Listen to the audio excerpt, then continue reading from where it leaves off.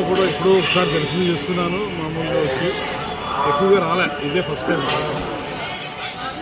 ఏదైనా ఇవాళ blue flag beach విషయంలో బ్లూ ఫ్లాగ్ని మళ్ళీ పునరుద్ధరించాం కూడా దానికోసం వచ్చి ఇక ప్రసాద్ స్కీమ్లో, ఇది సెంట్రల్ గవర్నమెంట్ స్పాన్సర్ ప్రసాద్ స్కీమ్లో మన కిందేమో ఫెసిలిటేషన్ సెంటర్ ఒకటి, ఆ తర్వాత అక్కడ బస్ కాంప్లెక్స్ దగ్గర బస్సులు కార్లు ఆగే చోట మన కెఫ్టేరియా, తర్వాత రూమ్స్ అది నిర్మాణం ఒకటి, ఈ పైకి వచ్చిన తర్వాత వ్యూ పాయింట్ ఒకటి, అదేవిధంగా ఇక్కడ చూస్తే క్యూ కాంప్లెక్స్, తర్వాత అవన్నీ కరెక్ట్ చేసుకోవడం, క్యూ లైన్లు వెళ్ళేదాంతో కరెక్ట్ చేసుకోవడం, ఇవన్నీ కార్యక్రమాలు ఇక్కడ చేపడుతున్నారు. ప్రసాద్ స్కీమ్ కనుక సెంట్రల్ గవర్నమెంట్ స్కీమ్ కనుక దాని మొత్తంగా మన అందరం కూడా ఈ రకమైనటువంటి ప్రగతి చూపించగలిగితే ఖచ్చితంగా చాలా ప్రోగ్రాములు ప్రసాద్ స్కీమ్ కింద కానీ స్వదేశీ స్కీమ్ కింద కానీ తెచ్చుకోగలుగుతాం. ఈ మధ్యకాలంలోనే సెంట్రల్ మన టూరిజం మినిస్టర్ గారిని, షెకావత్ గారిని కలిసాను నేను. ఇంకా వారికి ఆలోచన ఏంటంటే ఆంధ్రప్రదేశ్కి మరిన్ని ప్రాజెక్టులు ఇద్దాం, ఎందుకంటే ఏబుల్ చీఫ్ మినిస్టర్ ఉన్నారు ఇక్కడ, అదేవిధంగా డిప్యూటీ చీఫ్ మినిస్టర్ ఇంట్రెస్ట్గా ఉన్నారు కాబట్టి కలిపి మంచిగా ఇద్దాం అనుకుంటున్నారు. కాబట్టి ఇక్కడ నేను వీళ్ళకి ఏం చెప్తున్నానంటే క్వాలిటీ విషయంలో ఎక్కడ రాజీ పడద్దు, తర్వాత టైం కొంచెం ల్యాగ్ అయింది అనేటువంటిది కూడా ఇక్కడ ఉన్నటువంటి మాట. టైం ఎందుకు ల్యాగ్ అయిందంటే వీళ్ళకి ఐడెంటిఫికేషన్ ఆఫ్ ప్లేస్ కింద కానీ ఇక్కడ కానీ కొంచెం మార్పులు చేశారు, అందువల్ల దానివల్ల ఇబ్బంది అయింది. బట్ క్వాలిటీ బాగానే మెయింటైన్ చేస్తాను అనుకుంటున్నాను. క్వాలిటీ మెయింటైన్ చేయకపోతే ఊరుకోనటువంటి మాట కూడా వారికి చెప్తున్నాను.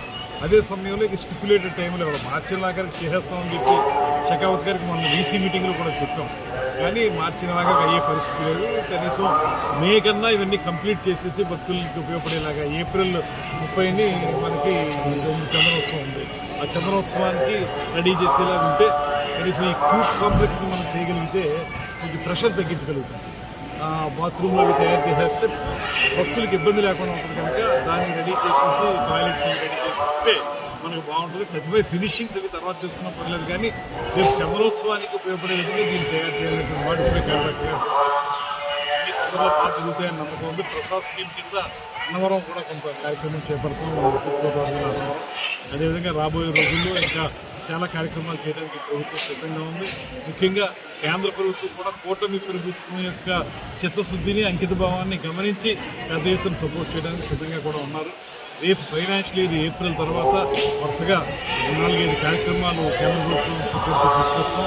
అదేవిధంగా ఇక్కడ కూడా నేను ఈ మధ్యకాలంలో వైజాగ్లో ఒక ఇన్వెస్టర్స్ మీట్ పెట్టాను. ఎందుకంటే పబ్లిక్ ప్రైవేట్ పార్ట్నర్షిప్ తోటి మనం చేయాలి, గవర్నమెంటే చేయలేదు కాబట్టి అనేది చాలామంది ఇన్వెస్టర్స్ వచ్చారు. ఒక 8 MOUలు కూడా చేసాం. అదేవిధంగా రాబోయే రోజుల్లో మరిన్ని చోట్ల బ్లూ ఫ్లాగ్ని కూడా తీసుకురావడానికి ప్రయత్నం చేస్తాను. మొత్తంగా పర్యాటక రంగాన్ని అభివృద్ధి చేయాలని చిత్తశుద్ధితోటి ప్రభుత్వం ఉంది.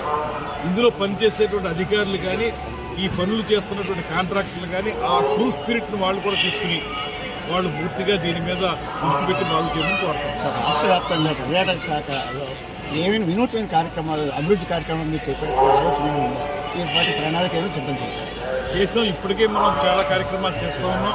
ఒక అఖండ గోదావరి పేరుతోటి కేంద్ర ప్రభుత్వ సహకారంతో ఇవాళ రాజమండ్రి పరిసర ప్రాంతాల్లో గోదావరి పరివాహక ప్రాంతంలో ఒక అద్భుతమైనటువంటి పర్యాటక ప్రాజెక్టును తీసుకొస్తున్నాం. 99 కోట్లు దానికి కేంద్ర ప్రభుత్వం శాంక్షన్ చేసింది.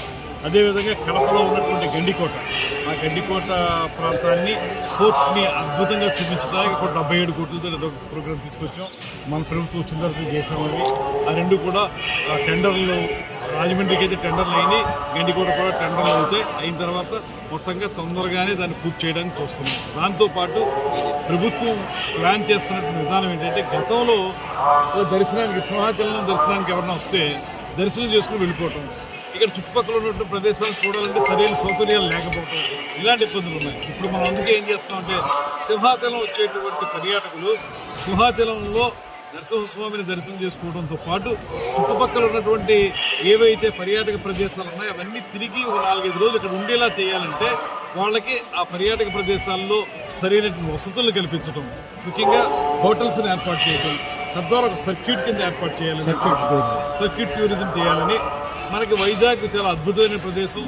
మీకు బీచ్ ఉంది, బీచ్ స్పోర్ట్స్ చేసుకోవచ్చు, అడ్వెంచర్ టూరిజం చేసుకోవచ్చు, ఎకో టూరిజం చేసుకోవచ్చు. అద్భుతమైన అడవి ప్రాంతం కూడా ఉంది ఇక్కడ. అనుభవాలంటే లంబసింగిలో కూడా త్వరలోనే అక్కడ మంచి రిసార్ట్స్ చేయడానికి ప్లాన్ చేస్తున్నాం, స్టే చేయడానికి.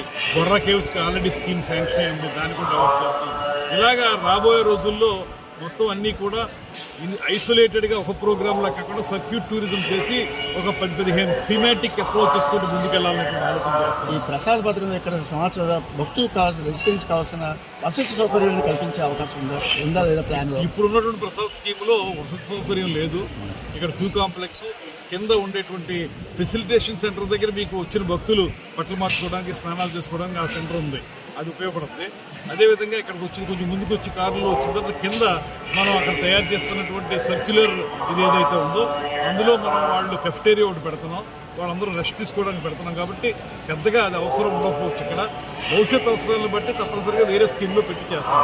ఈ ప్రసాద్ స్కీమ్ వచ్చిన ఇబ్బంది ఏంటంటే కింద కానీ ఇక్కడ కానీ ముందు అనుకున్న ప్రదేశాలు వేరు, ఇక్కడికి మార్చి ఇంకో ప్రదేశాల్లో పెట్టవలసి వచ్చింది. దానిలో కొంత జాప్యం జరిగింది. కానీ మనీ ఫ్లోకి ఏ రకమైన ఇబ్బంది లేదు. సెంట్రల్ స్కీమ్ ఏం లేదు, ఫండింగ్ రెడీగా ఉంది. మొన్న వీసీ మీటింగ్లో కూడా షెకావత్ గారు కంప్లీట్ చేస్తే ఫేజ్డ్ మేనర్లో డబ్బంతా ఇవ్వడానికి సిద్ధంగా ఉంది.